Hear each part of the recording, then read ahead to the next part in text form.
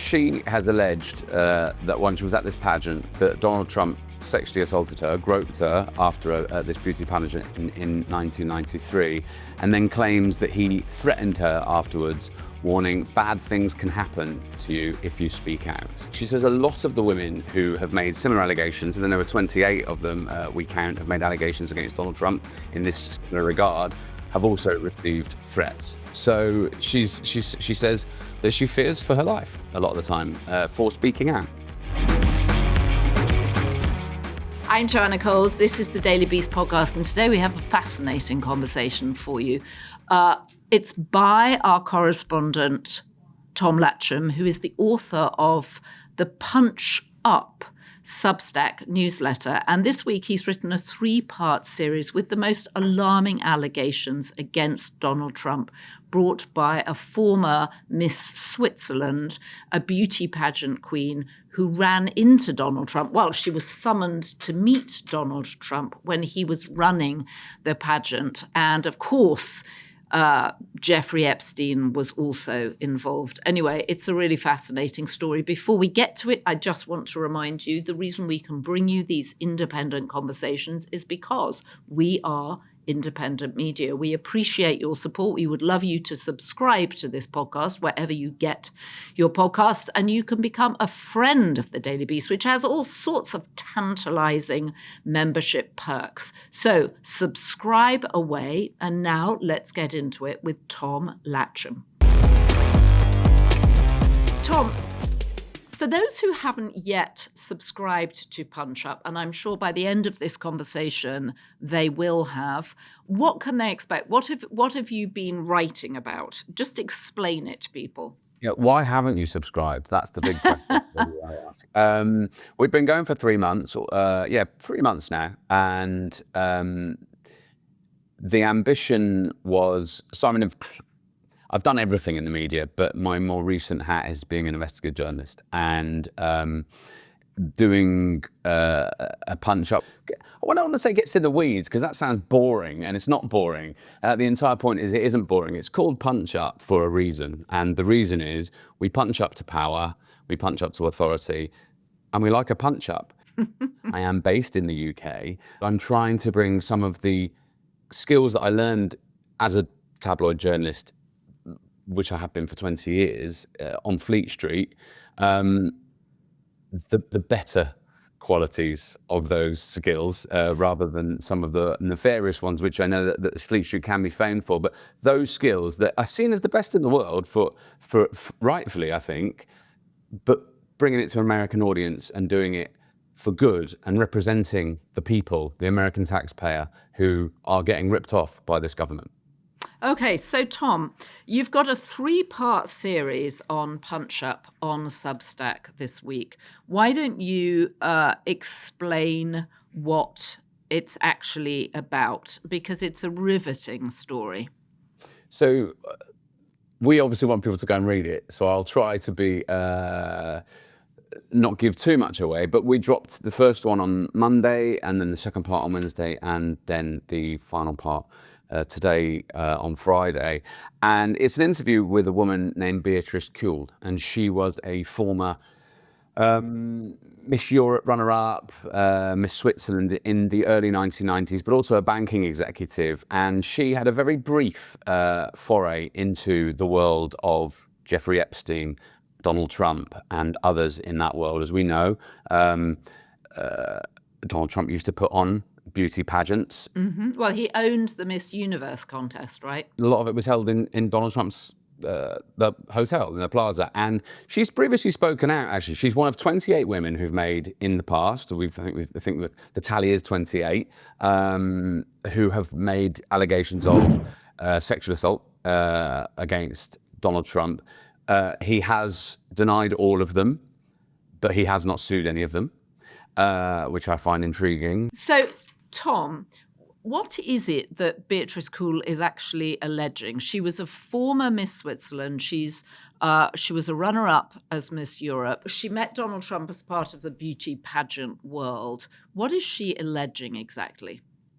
Well, she has alleged that when she was at this pageant, that Donald Trump sexually assaulted her, groped her after this beauty pageant in 1993, and then claims that he threatened her afterwards, warning bad things can happen to you if you speak out. But she's in her 50s, and she says that she's faced similar threats since from anonymous sources where people, for instance, when Virginia Giuffre died, she received a message from an AI spoofed phone number with a spoofed message saying, "We know where you are and we're going to get you." Now, we're not suggesting that Donald Trump initiated that. She says a lot of the women who have made similar allegations, and then there were 28 of them, we count, have made allegations against Donald Trump in this similar regard, have also received threats. So she says that she fears for her life a lot of the time for speaking out.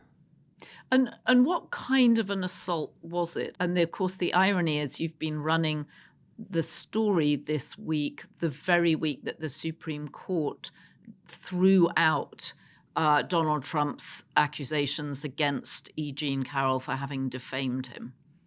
Yeah, she says that she was summoned to his room by an aide, and Donald Trump was there, and he groped her, and she made a big fuss, screamed, kicked off, and was only able to get away, she felt, because she's a banking executive, so she's got a different life. She's not a particularly vulnerable woman, or she wouldn't regard herself as such.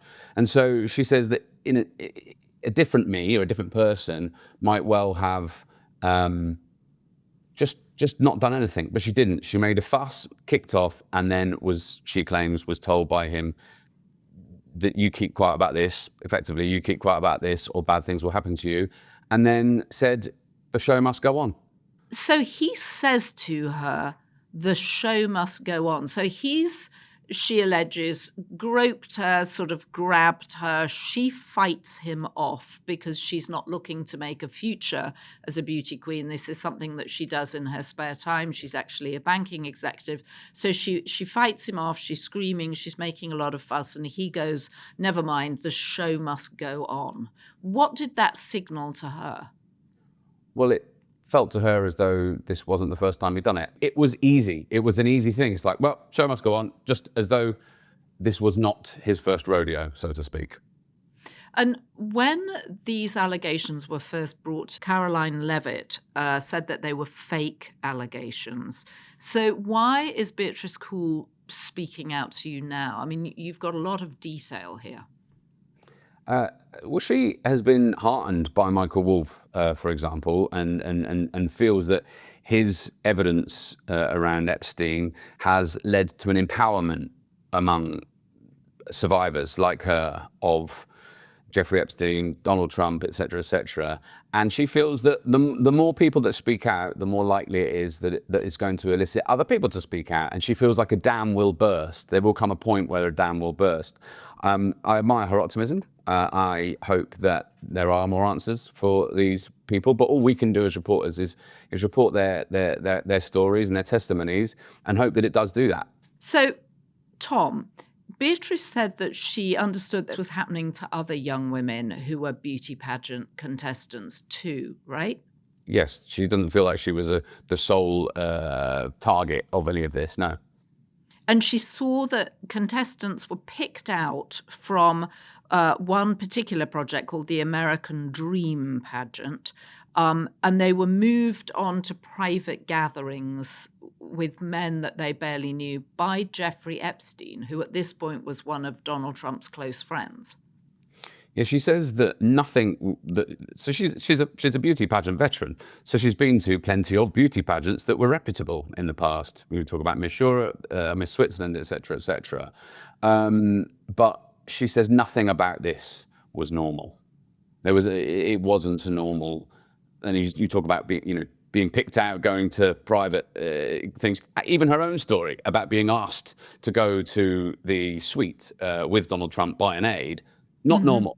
That isn't normal. That isn't what happens at beauty pageants. And she said that it just felt iffy and off. At the time, I don't think she necessarily realized what was going on because she was 23. She was coming from a normal beauty pageant background, and this wasn't. But now, in retrospect, she feels like there was, I mean, certainly Jeffrey Epstein was using them to target and prey upon young women.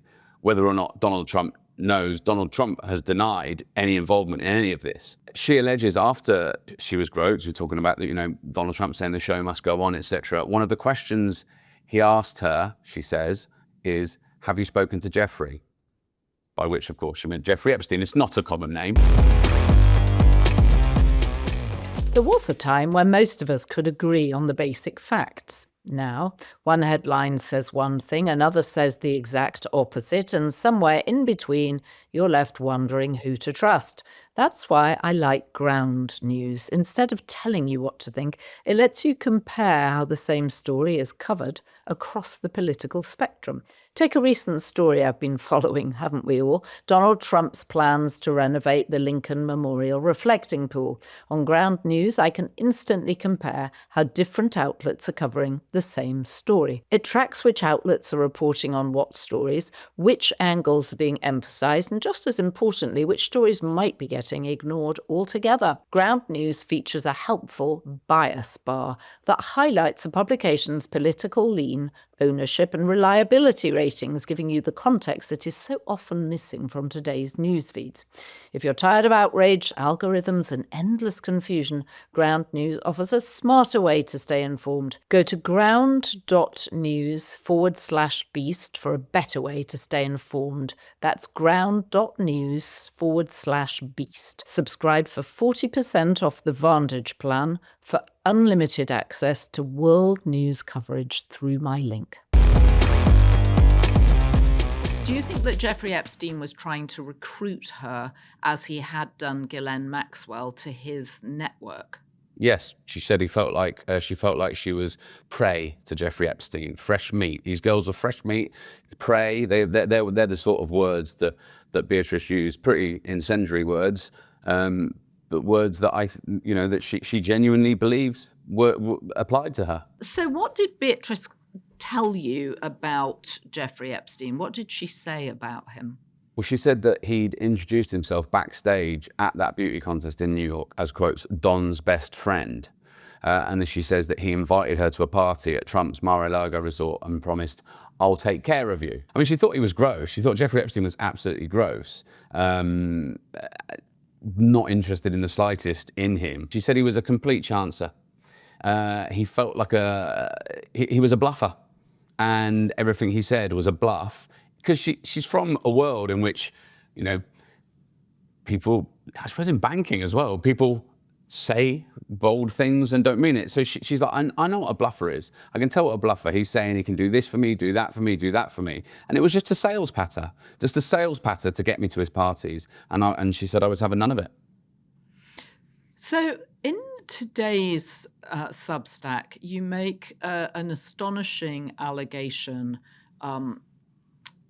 reporting what Beatrice said about the involvement of Ivana Trump.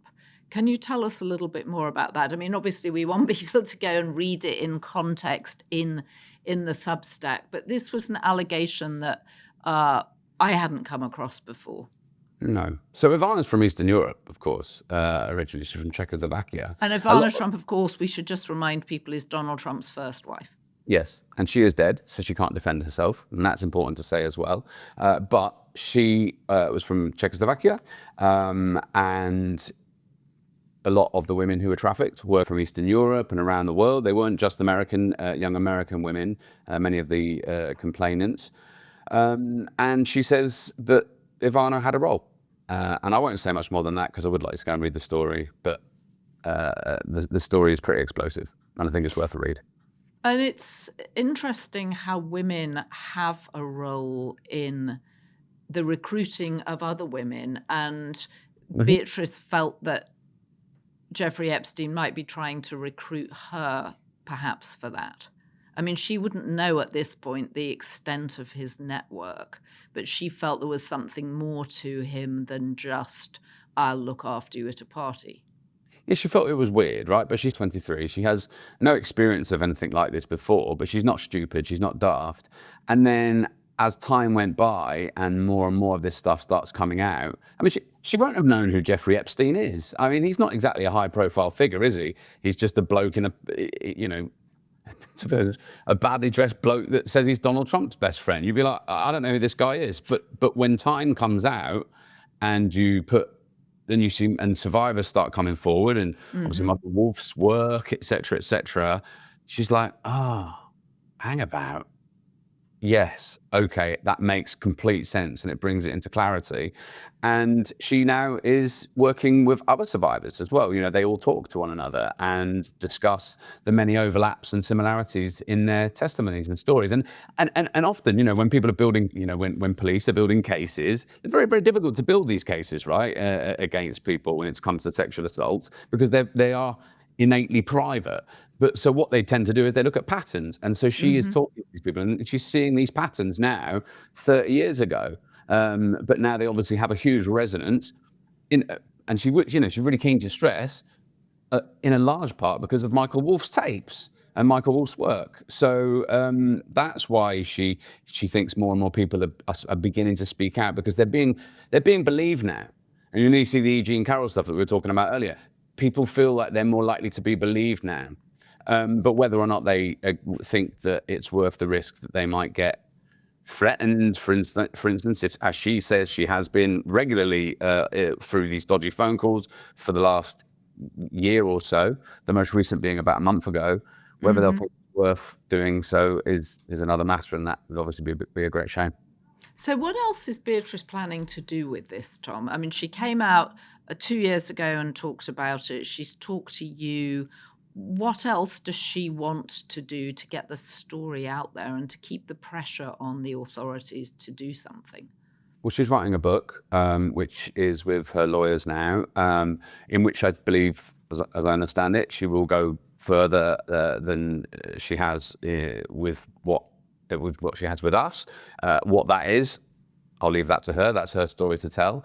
But just anything that she can do, and this is why she was so keen to do this with me. I think she probably would be interested in doing the podcast as well at some point, because she does want to get that story out. As many people that can hear about this, the better, she thinks. Because as I mentioned earlier, she feels like there's a dam going to break, and the more water or survivors or voices or whatever it wanted to be will burst that dam. And she thinks we definitely love to talk to her, and her story is resonant of a story with Stacey Williams, who we've interviewed a few times on the podcast and who's been a very articulate survivor, talking about her relationship with Jeffrey Epstein, who she alleges took her to Donald Trump's apartment in Trump Tower, where Donald Trump then groped her in front of Jeffrey Epstein, and afterwards she realized that the whole thing she thought, or she alleges, had been set up in advance. That you talk about the overlaps, Joe. Yeah, that is the overlap. So you talk about overlaps.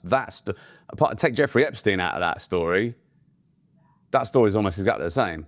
So, and she's been Beatrice has been heartened by seeing Stacey on your podcast. So in a way, that's sort of that's the sort of the proof of the pudding, that by speaking out and being a voice and being regular and talking about it, and having no shame. There's no shame attached to any of these women for what they're saying and what they've been through.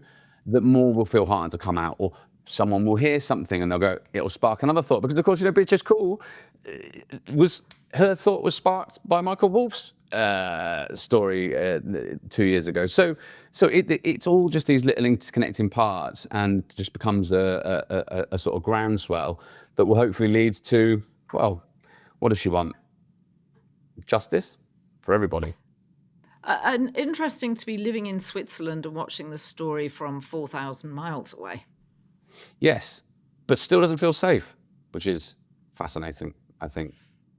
Right. And we had another of Epstein's friends actually on the podcast, Cleo Glide, who was also a model, who had sort of fought him off on his plane when he'd come on to her, but didn't take him seriously as a sexual threat.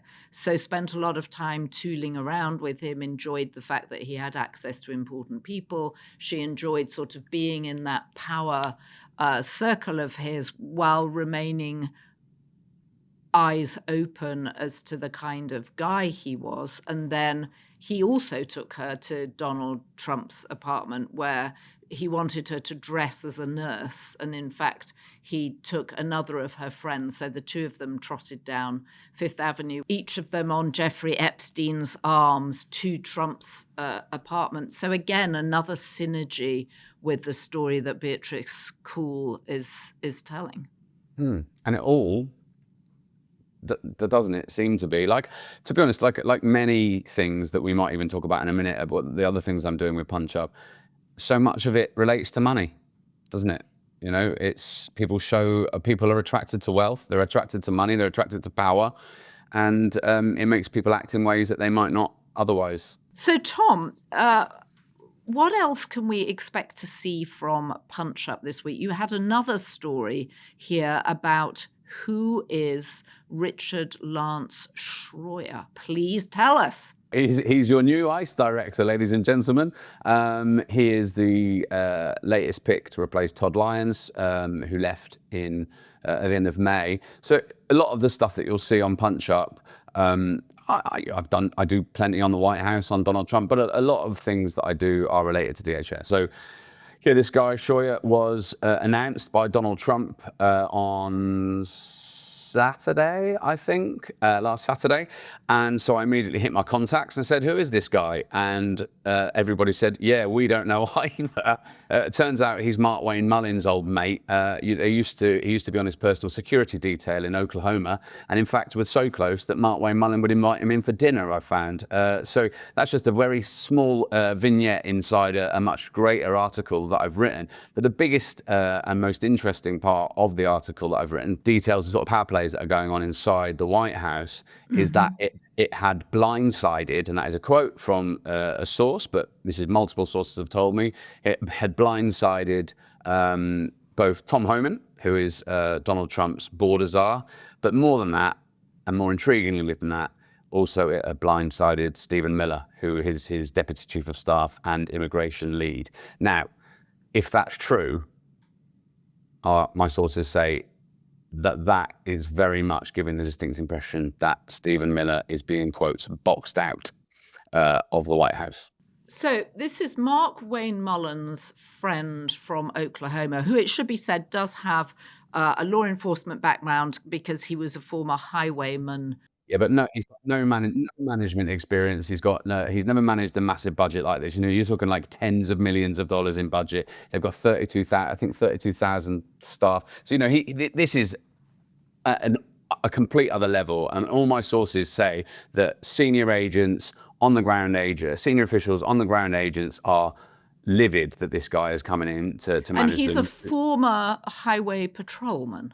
He's like a trooper, yeah. And he's got no experience with I think they're called the 287s, which allows law enforcement people to work with ICE. He's got no experience of that, which is a big deal in that world.